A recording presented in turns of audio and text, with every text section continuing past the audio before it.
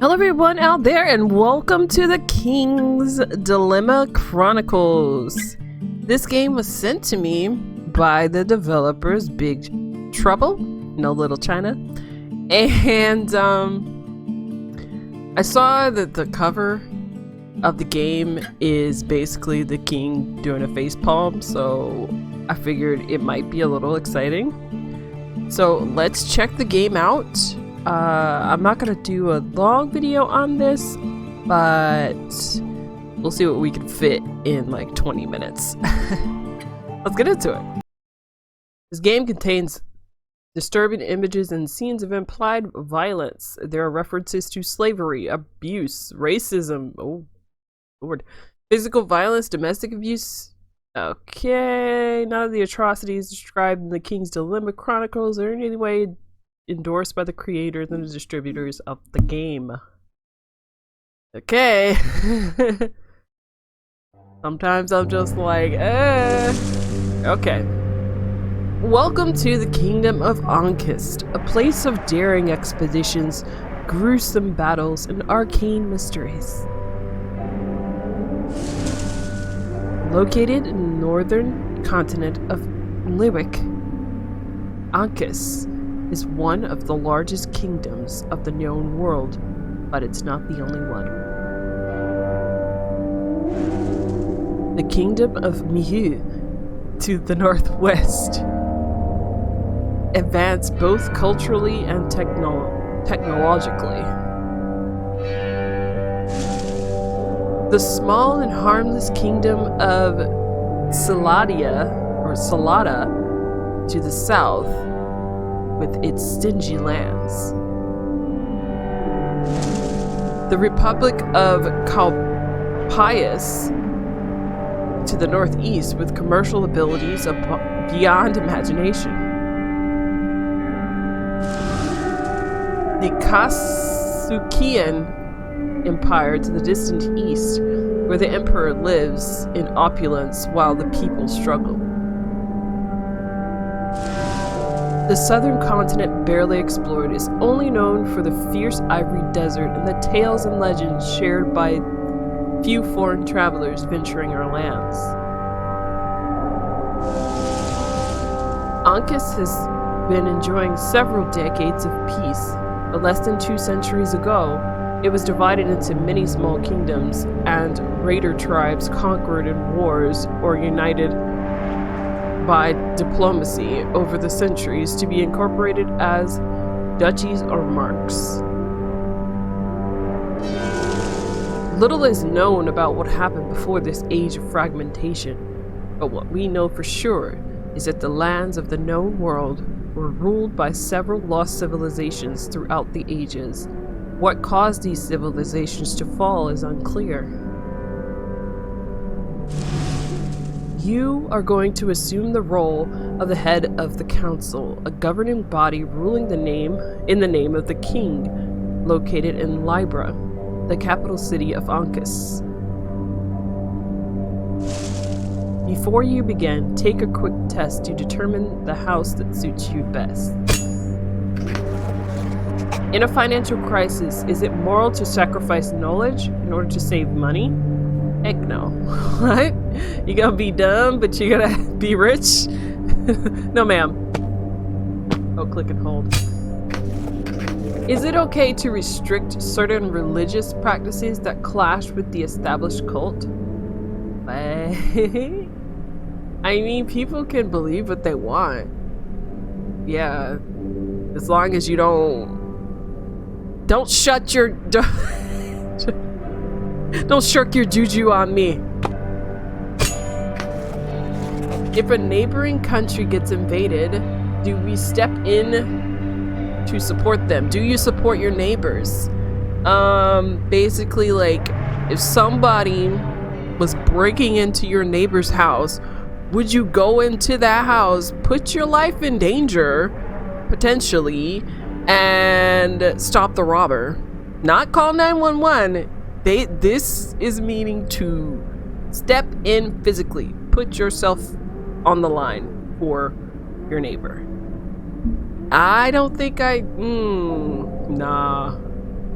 Nah, fam. Nope. Let somebody else handle it.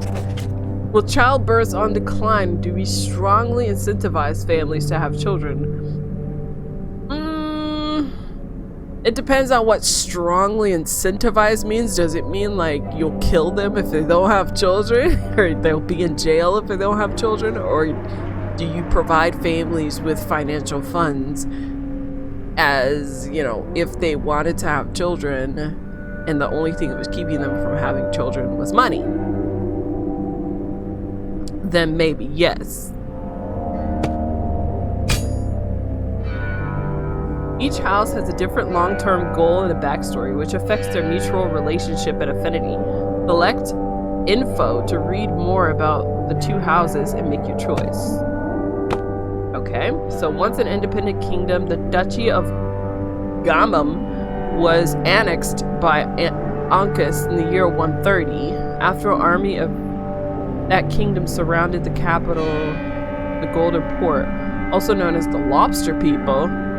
You are capable traders and hard workers. You are constantly busy. You spend so much time complaining that you have no time to enjoy the fruits of your work and prosperous land. You're obsessed with the fact that life is too short. Gamam people have developed a special sensitivity for beautiful and luxurious things. You take pride in your efficiency and prosperity, and you often complain that you pay too much tax. You feel that your relationship with the central administration of the kingdom is only one way. You give so much to the crown without receiving anything back but taxes. From the outside, this sounds like America, but from the outside, you're seen as demanding, arrogant, and fussy, but also elegant and sophisticated. Your capital is clean and secure. All your people, including you and your family, complain that life ends too soon. This sounds exactly like America. You would give anything to have more time to enjoy the wealth you accumulate in your hardworking life. It's basically like, yeah, you could make a lot of money, but you can't enjoy it here because you gotta work to keep earning that money. It's ridiculous. It's absolutely ridiculous. Hit hard, we could take it. Ooh. So this seems like a war kind of place. Seeking support from bigger and richer country to help contain the frequent assaults of raiders. Oh, coming from beyond its certain northern road. Torque joined the kingdom of Ancus in the year 75. It's a poor place where the central authority struggles to survive, tormented by excursions from barbaric Scarum tribes that live in the hills at the foot of Folafoir mountains. If Libra and the whole of Ancus can sleep peacefully, they owe it to your brave and proud people, forged by many battles and hostile climate of your territory. Thick clouds cover your homeland during the winter, when the streaming long nights produce endless horrors. Animals' carcasses are found ripped apart in unnatural ways. The remnants... Oh. I already don't want this. The remnants of dark and obscure rituals penetrated by ominous cultists are found in the countryside, and shadows agitate the vast forests. Torkins, however, are not intimidated, and always react to any threat in the same way, by fighting. The courage and resilience of your warriors is also incarnated in your family, who have joined its warriors in battle on the front lines for generations. You often lead hunts for cultists and other horrors to protect the population. Despite your fighting skills, you never find pleasure in taking someone's life, and you fight only to defend your people. No one is sent to die in battle lightly, as your population is scarce compared to the vastness of your territory. Everyone does their part in Torque, from the warriors to priestesses, who often go on the battlefield to bless the soldiers. In some rare extreme cases, they even join the fight.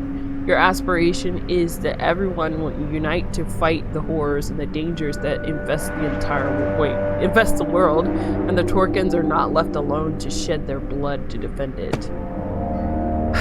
Okay. The Torque people, they will fight, but they are poor, and they're looking for support of another. And then Gammon people just work, work, work. This one sounds a little boring. I like the cult and the freaking mythical creatures that it seems to reference, so let's be torque.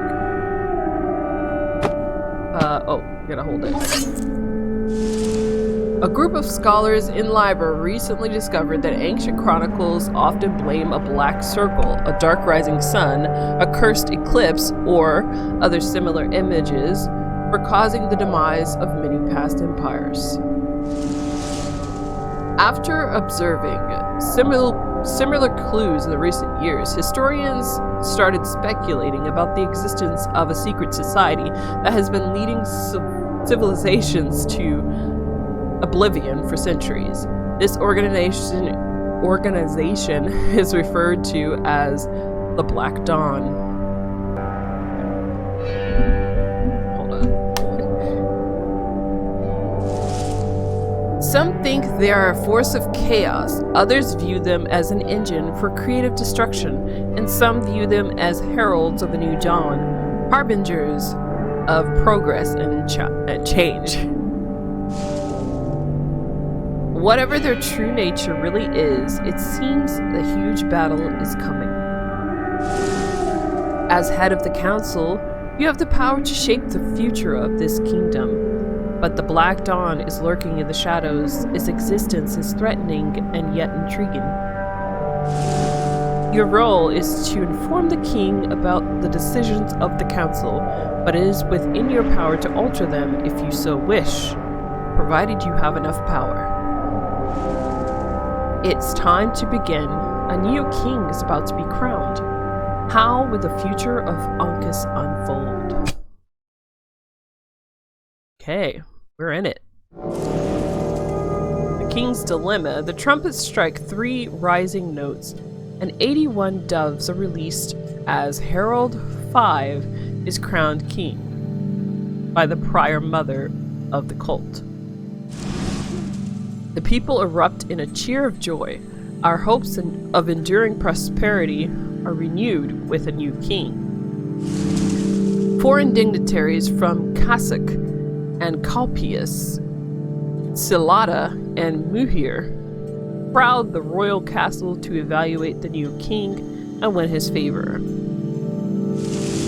The ceremony is followed by a feast lasting for 3 days and nights, along with the streets of Libra, our capital city. A week later, sitting on his throne behind the grand chiseled door of the council room, the new king addresses us for the first time.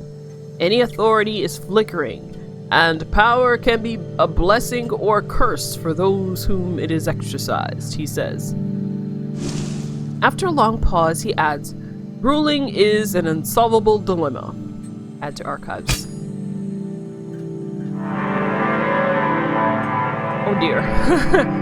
The Eclipse keeps track of 6 storylines, of the 6 storylines of the King's Dilemma Chronicles, advancing with each story chapter. When all storylines are completed, the Eclipse will end and the uprising will start. Okay. This is a map of the kingdom. From here, choose your next dilemma from the sidebar. Change the zoom level between the entire continent, the kingdom of Ankh, and the capital city of Libra to reveal all available dilemmas.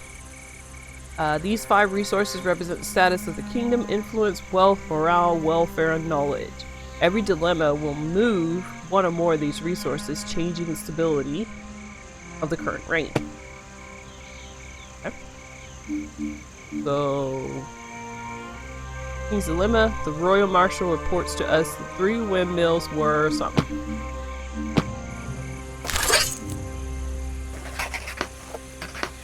Okay, that 3 windmills were set on fire last night in the road between Libra and Golden Harbor. Who did it? The affected millers are asking for help rebuilding. Do we fund the reconstruction of the damaged windmills? Of course. I mean, windmills are good for what? What do they do? What are these windmills used for, though? Are they just decoration? Do they serve some sort of like agricultural purpose?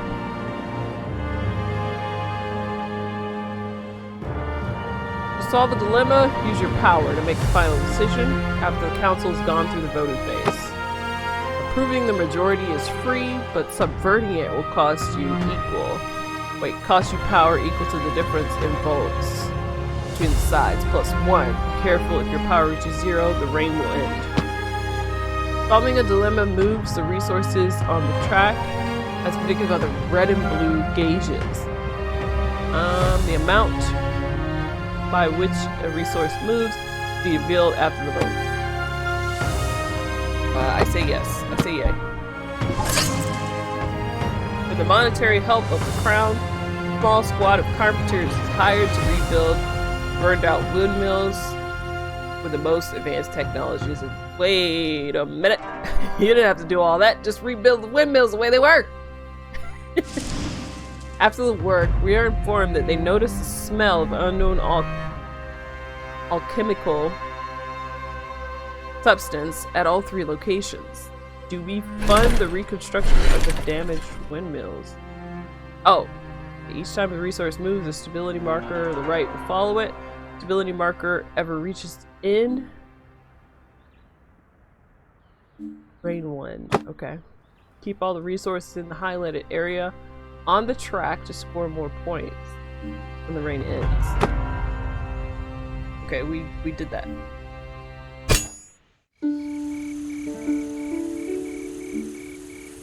Now we have something else. The High Commander. The High Commander has received... Okay, we got 6 out of 8. Okay. The High Commander has received a message from our soldiers stationed at the troublesome northern border of Mark of Torque. Scarab smugglers... Wait, Mark of Torque Scarab. Smugglers are offering to provide us large quantities of red iron, strange metal that can break even the strongest steel. Ooh. The army wants the majority of it, but there's a lot of money to be made by trading it. Did we reserve the red iron, strong metal for the army? With each dilemma, the time counter will increase. When it reaches a space with the skull icon, the king has a 50% chance of dying, or 100 if it reaches the final space. Do we reserve the red iron? I say yes. A strong economy requires a strong army to protect it. The High Commander contacts the smugglers to establish the operation. A steady flow of red iron from mostly unexplored lands of the Fola Mountains is supplied directly to the smiths of the army, with only a little remaining for our merchants. To thank the king for the prosperous business, the smugglers gift him with a masterful red iron sword named Scarlet Tide. Ooh, look at that baby. The army soon elects the blade as its symbol and as a sign of its future power. A significant portion of the imported red iron starts flowing towards the royal armory, and military smiths begin experimenting with new ways of working with the sturdy metal. Because of its exceptional sturdiness, red iron is difficult to mold into weapons and armor, but a few blades are forged for the most elite regiments.